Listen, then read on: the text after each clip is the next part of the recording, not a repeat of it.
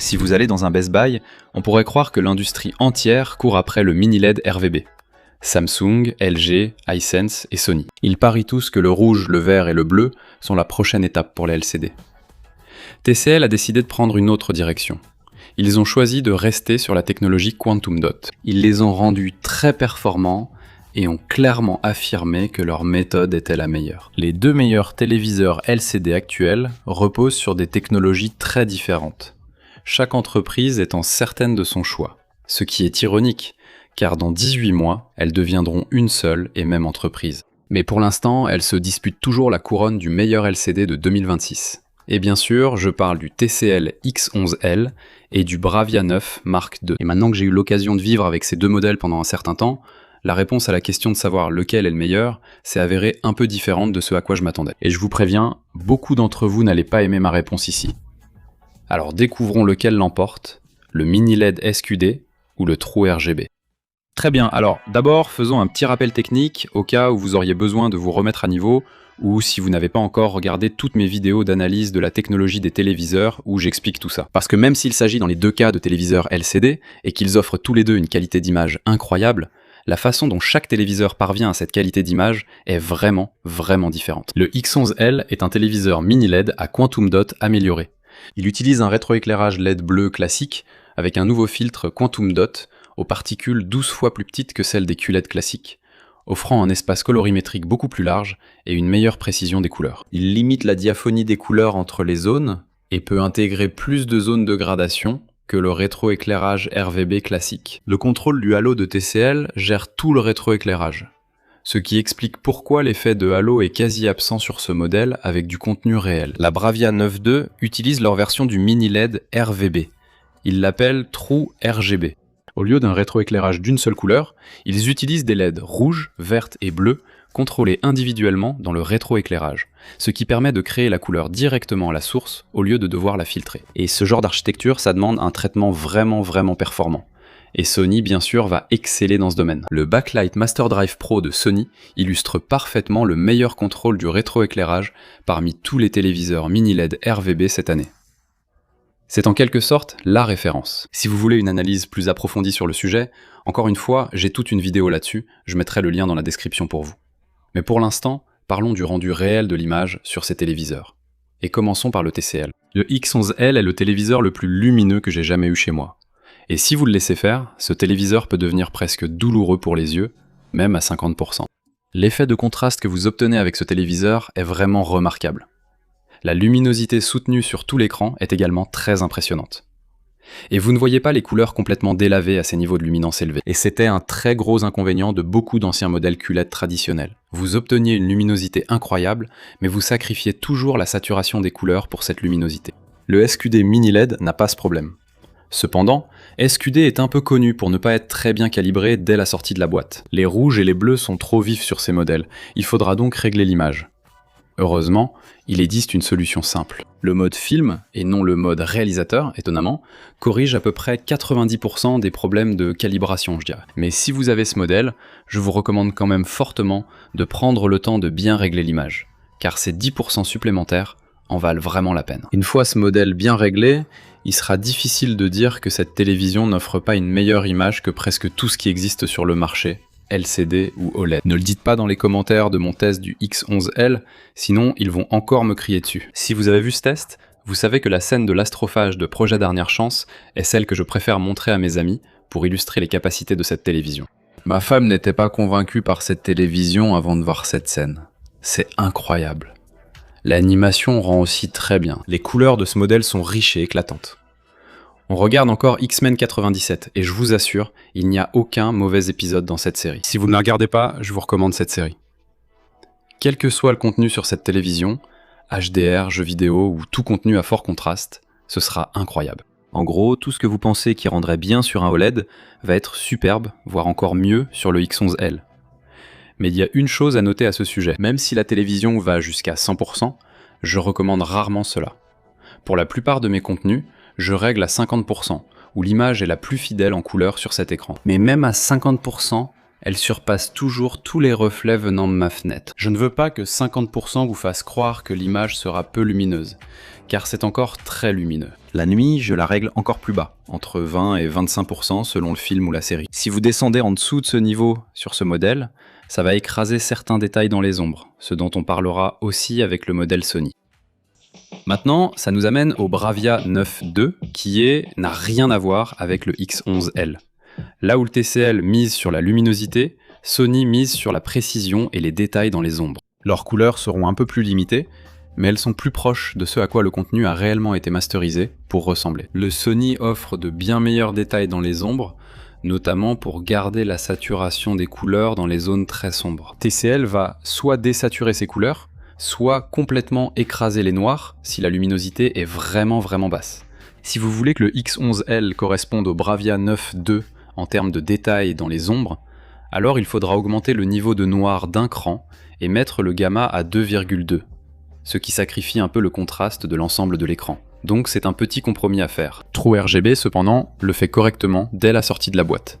Et honnêtement, ce manque de détails dans les ombres, ce n'est pas quelque chose que j'ai particulièrement remarqué quand j'avais juste le X11L tout seul. Je ne l'ai remarqué qu'en les mettant côte à côte. Pourtant, pour les passionnés, ces petits détails comptent vraiment. Même si la différence est légère, il y aura quand même une différence. Et cela m'amène probablement à la différence la plus mal comprise entre ces deux téléviseurs en particulier. Le X11L de 75 pouces possède plus de 11 500 zones de gradation. Je crois qu'il a 11 520 zones de gradation. Et puis le Sony Bravia 9 II en 75 pouces en a environ 1500. Si vous lisiez cela sur papier, vous penseriez que le TCL dépasse largement Sony en contraste. Et vous vous demanderiez si celui de Sony ne semble pas inférieur. Alors y a-t-il une différence mesurable entre les deux ? Définitivement. Le rapport de contraste du X11 est bien plus élevé que celui du Bravia 9 II. Vraiment beaucoup plus élevé. Mais en regardant les deux directement, il est peu probable que vous perceviez une grande différence entre les deux avec du contenu normal et habituel. Vous ne verrez une différence entre ces modèles qu'en vous tenant de côté. Avec le TCL, vous remarquez un changement de couleur assez rapidement, dès que vous vous éloignez de l'axe. Mais vous ne voyez pratiquement aucun effet de blooming à ces angles. À aucun moment sur le TCL. Le Sony, cependant, garde légèrement mieux ses couleurs. Donc les angles de vision sont techniquement un peu meilleurs dans ce sens, mais vous remarquerez absolument un peu de blooming sur le Sony hors axe. Le blooming apparaît rarement, même en étant bien en face, mais il reste peu fréquent.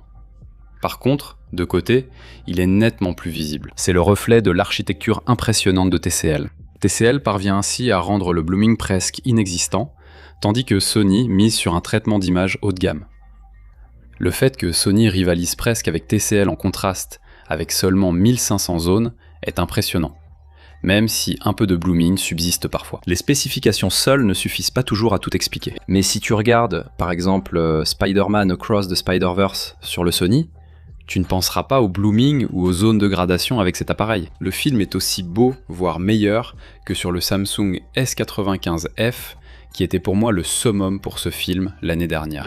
Celui-ci atteint ce niveau de précision des couleurs et d'éclat. Mad Max Fury Road est aussi incroyable dessus, mais comparativement, tu n'as pas tout à fait ce pic de luminosité que tu obtiens avec le X11L, mais tu as quand même beaucoup d'impact sur la Sony. Et de cette façon, le Sony Bravia 9 II ressemble beaucoup au Sony Bravia 8 II. Ce modèle, aussi bon soit-il, et aussi bon qu'il soit encore, reçoit beaucoup de critiques, parce qu'il est trop sombre pour la plupart des gens. Les puristes aiment ce modèle pour sa précision des couleurs, digne d'un moniteur de référence BBM. Le Bravia 9 II suit la même logique. C'est toujours dans la catégorie des moniteurs de référence BBM, mais il est plus lumineux que le Bravia 8 II, mais pas aussi lumineux que le X11L. Mais honnêtement, pour ceux qui comprennent ce que Sony leur propose ici, ils ne recherchent pas cette luminosité aveuglante à la base. Ils veulent du contrôle et de l'intention dès le départ. Et le Sony Bravia 9 II répond à ces attentes pour ce type de consommateur. Il est tout simplement plus abouti dès la sortie de la boîte. Je ne sais pas, peut-être que abouti n'est pas le bon mot, ça sonne un peu prétentieux.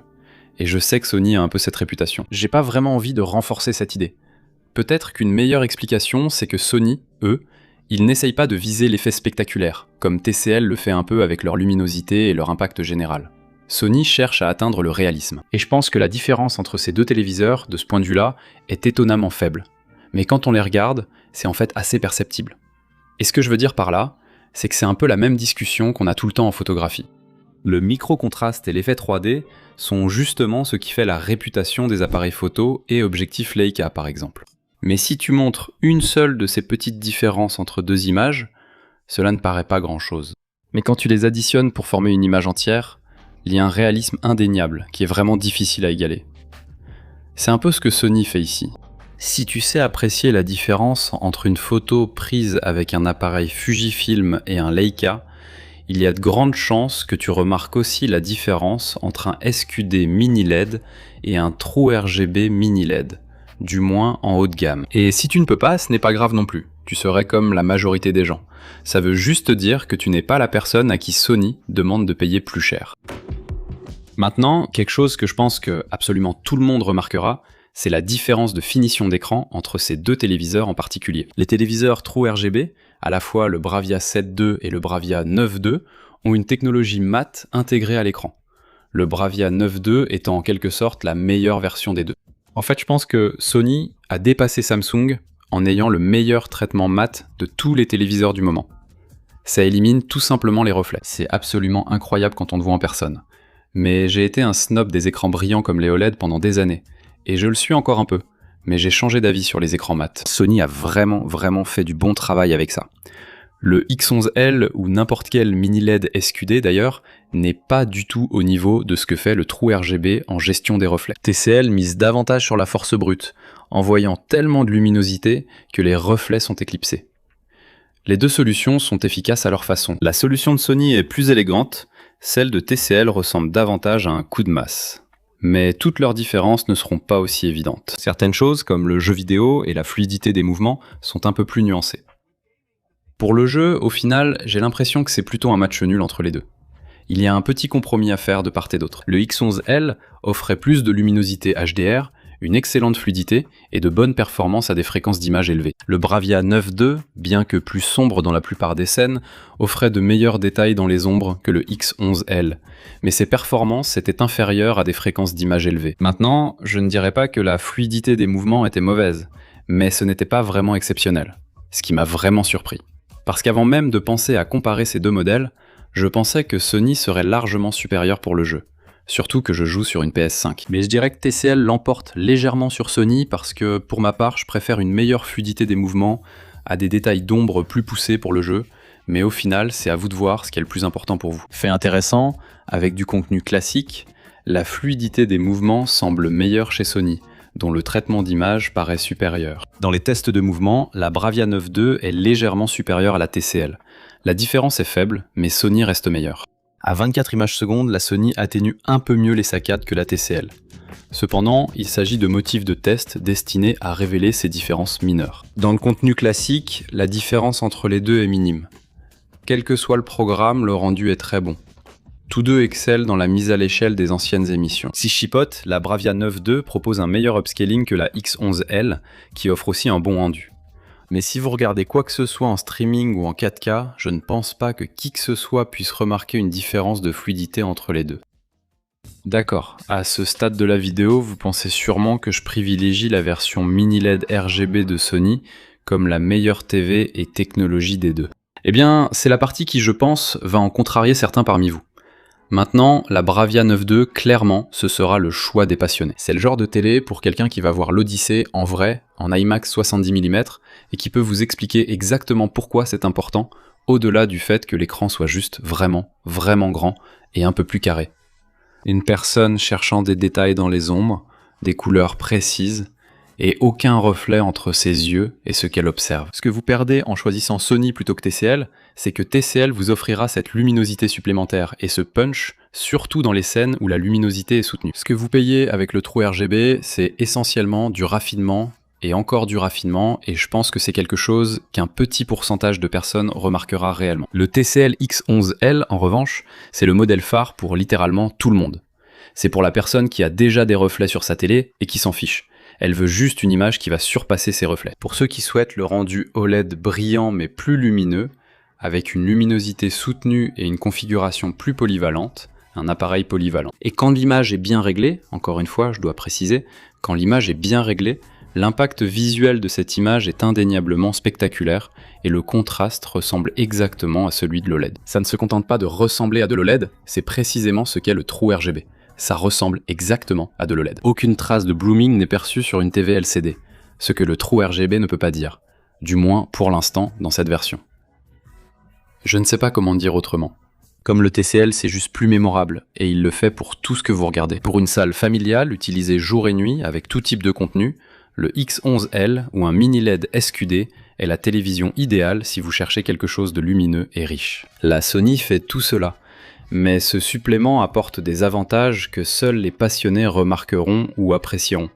Ces petits détails. Le X11L de 75 pouces coûte environ 4000 $, et le Bravia 9.2 de 75 pouces est autour de 4600 $. Donc, à ces prix-là, 600 $ de différence, c'est pas énorme quand on parle de 4000 $. Ça reste 600 $. Pendant que je comparais ces deux modèles, je me demandais toujours, y a-t-il vraiment quelque chose qui justifie 600 $ de plus? Pour la plupart, la réponse est non, mais pour quelqu'un qui connaît la signification de BBM sur un moniteur BBM, cela vaudra le coup. Et ce qui est fou avec ça, c'est que, alors que ces deux téléviseurs et ces deux entreprises sont en concurrence l'une avec l'autre en ce moment, dans 18 mois, elles seront en fait la même entreprise. Quand Bravia Incorporated entrera en activité, je crois que ce sera vers mars ou avril 2027, quelqu'un devra prendre une décision pour savoir laquelle de ces deux philosophies l'emportera. Ou du moins, comment elles vont s'intégrer l'une à l'autre. TCL mettra à profit son savoir-faire en fabrication grâce à son approvisionnement en dalles et à son pari sur le SQD mini LED. Ensuite, Sony apporte son légendaire traitement et savoir-faire avec le pari du True RGB. Quelle que soit la direction que prendra cette entreprise fusionnée, cela va probablement façonner le marché des LCD haut de gamme pour de nombreuses années à venir. Donc en ce moment, on regarde ces deux modèles phares s'affronter dans la dernière ligne droite avant que cet accord n'entre en vigueur. Et quoi qu'ils créent ensemble, cela pourrait être encore meilleur que la somme de ces deux modèles. Mais pour aujourd'hui, je ne pense pas qu'il y ait vraiment de mauvais choix de téléviseurs ici. Je sais que c'est un peu une réponse de facilité, mais ces téléviseurs sont vraiment faits pour des personnes spécifiques, pour des foyers très particuliers. Et en tant que passionné de téléviseur, je devrais préférer le Sony. J'ai longtemps cherché un téléviseur pouvant surpasser mon G3.